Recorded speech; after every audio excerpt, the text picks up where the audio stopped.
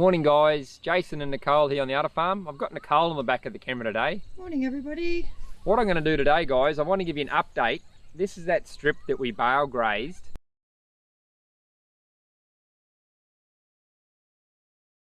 We put down hay twice. We done it first in mid-May.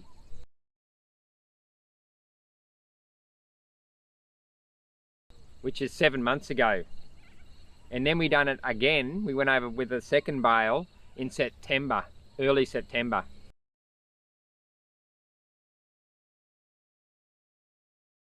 So, which is coming on to 3 months ago. So, as you can see behind me, that fence height, the grass is above that fence. And that fence is probably a 3.5 foot fence. The reason it's also so high is because we've had 200 mil of rain, in excess of 200 mil of rain in the past 3 weeks. So that's really helped the hay on the ground hold the moisture below to germinate those seeds. Because what it was a bale of Rhodes grass which we rolled out. Hence why all the Rhodes grass seeds have now come through. The first time with the first bale we rolled out, we didn't have cows on it at all. We just let the rain settle the grass in. And then it was a few months. We're giving it rest because there's no grass at all to rest. So what we did is we just moved the cows through this area on the first bale and just missed grazing this all together because there's nothing in there. But with the second bale, when we put that down, we gave it the normal 45 days rest. By the time we come back, some of the grass was starting to come through and it's like a foot high. And we didn't want to chew that grass off with the cattle when we brought them through in their cell cycle. So what we do is we just pushed them through here. We didn't allow them to stay any more than 5 or 10 minutes. They had a little bit of a nibble on the way through. We didn't want to restrict the growth of that new plant and have them chance pull that seed out of the ground. So we just pushed them through as fast as we could. So this has had a recovery of, this would be, we've had 2 cycles now, so 90 days they haven't grazed on this. So we've got them down the bottom here today. They're in the bottom of the driveway and we'll be bringing them back up here probably tomorrow. So we're going to let them graze it now. We're happy for them to graze it now. It's come to seed. And what we're trying to do is capture the goodness in this grass now while there's still energy in it before it drains back into the ground. Because once it comes to seed, like I keep saying in the videos, predominantly the job's done. It comes to seed, it drops the seed, it drains the energy, and then it's nothing left, it'll die. So we want them to use what energy's left in it now before it drains to put on weight. And also, it'll add that extra carbon down to the ground. You can see areas here, guys. This is where we've just set up this morning to do this video. So it's not going to take much trampling. The cows aren't going to take much to trample this down the ground. That's adding extra carbon on top of those 2 bales I've already got down.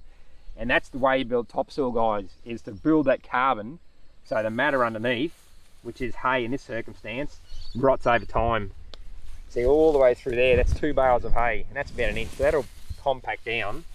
That's holding that moisture in. And it's allowing the microbes and the worms to come up and grab that, and also to stay cool so the sun's not drying them off.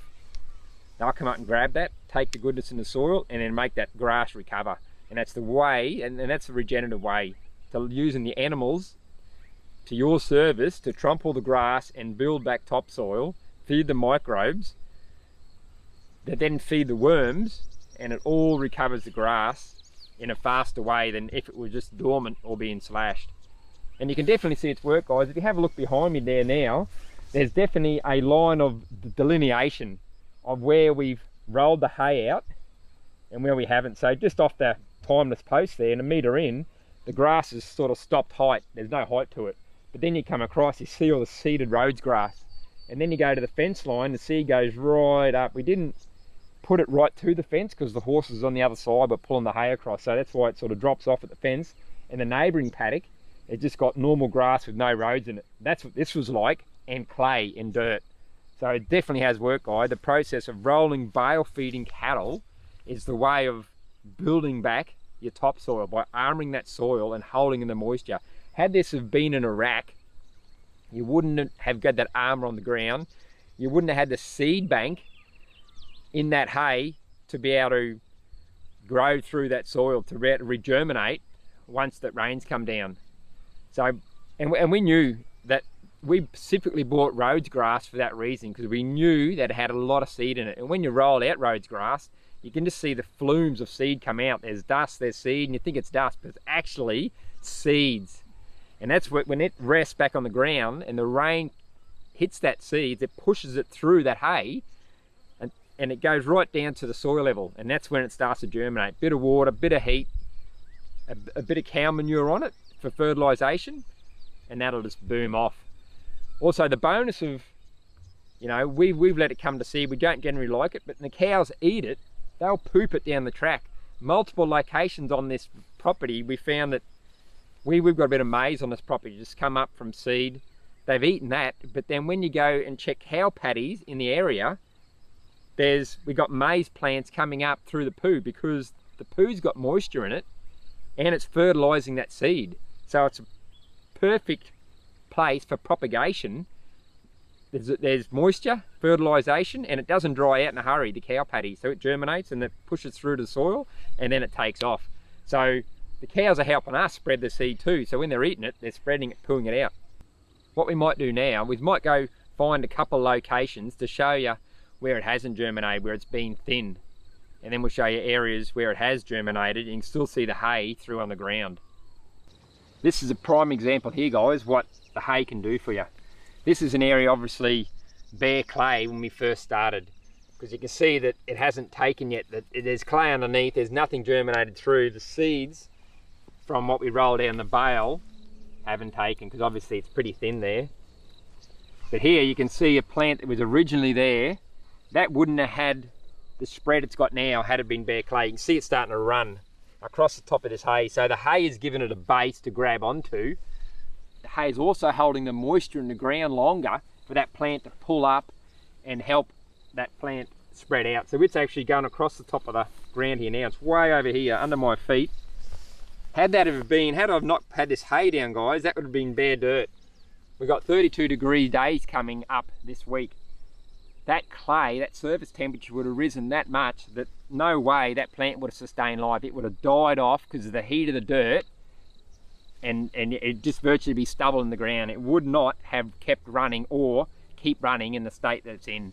So that hay is giving it a place to grow and run across safely, as well as pulling moisture from the ground from the 200 mil of rain. So that'll just cover that area, consume it. Had it been clay, like I said, it wouldn't be nothing, it'd just be stubble on the ground. Guys, right here is the prime example of why we bale graze. You just never know what you can get in a bale of hay, you know. Potentially we may get weeds at times, but like I keep saying in my videos is, you will get weeds, but if you keep your pastures at a high level, like you only graze that 1/3 of the plant off, eventually those weeds are going to get smothered out by your pastoral grass. Because it'd be a minimum amount of weeds in the bale of hay compared to the copious amounts of good forage seed in a bale of hay. Because generally people put bale hay is predominantly grown for baling and feeding livestock, and it's normally comes from a reputable supplier, so they just don't go out and mow down a paddock of weeds. They do their best to give you the best forage, to give a good reputation to keep coming back. You know, there are going to be times where you do get weeds amongst those grasses when they're growing. You can't be helped, but like I said, the copious amounts of grass kept at 2/3 height will eventually smother out those weeds. And over time, if you're feeding the minerals to your animals that you require, and they're adding the minerals back into the ground, because 80% of the minerals they eat will be pooped back into the ground, you're going to get the mineral content in the soil that you require, and the weeds definitely won't be growing. The grass will be booming, and the weeds will just get smothered out and die off. Because the only reason you're getting weeds because there's a limitation or a lack of a nutrient in the ground, and it's easier for Mother Nature to grow you a weed than it is to grow your pasture. So that's why you're getting the weeds, because there's a deficiency in the ground. You just got to find out what that deficiency is and then treat it. So this is definitely an added bonus for guys. This is adding the diversity of forage that you need. So these are just starting to come. This definitely, none of this was here when we first started bale grazing. And as you can see, we've got some mature plants back here. So they're, you know, the cows are just going to come in and smash them, so they won't be standing by the time we get back, you know. And it's adding the diversity that we require. I would have got rid of that, because when I first started, it was all about monoculture. Rhodes grass, whatever I had, bluegrass, that's all I wanted. Anything else had to go. But you need that plant diversity to get the various root depths that you require to get the nutrients from the ground at different levels.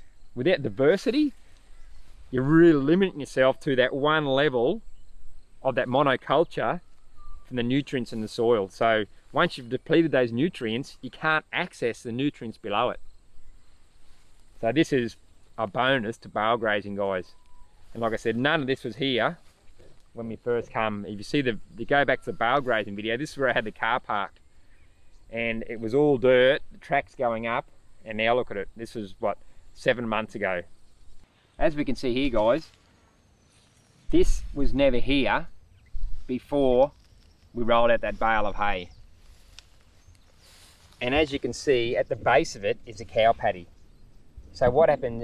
What's happened is they've eaten that seed, whether it be rolled out in the hay or whether it be, I know there's another location up there with a bit of maize in it, where they've eaten it, and that's gone through the stomach of the cow, through the 4 chambers, the digestive chambers, and then being passed out for the cow. So that paddy has given that the moisture it needed for that seed to germinate, and secondly, it's added the fertilizer, and that's natural fertilizer from that paddy. It's not a synthetic fertilizer, it's a natural fertilizer to rebuild that plant, that seed from scratch. And as you can see around, guys, we've also got the diversity. We've got a lot of Rhodes grass because I rolled Rhodes grass out. We've also got Cerazzo coming through as well. So that's that runner there. So that's adding me the protein.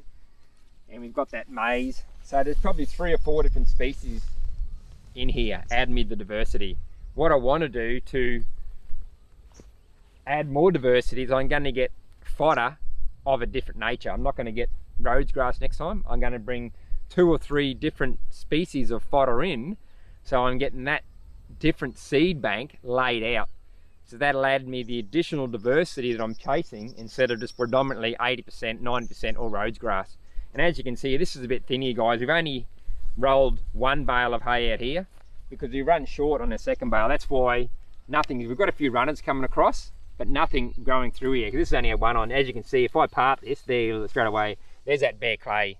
That wouldn't even be 5 mil compared to, we had that second layer over, it's probably got 10 to 15 mil down there because we added the second layer a lot thicker on the second roll, probably 150 mil. So that's why this is predominantly not growing. So we know this needs another roll over it.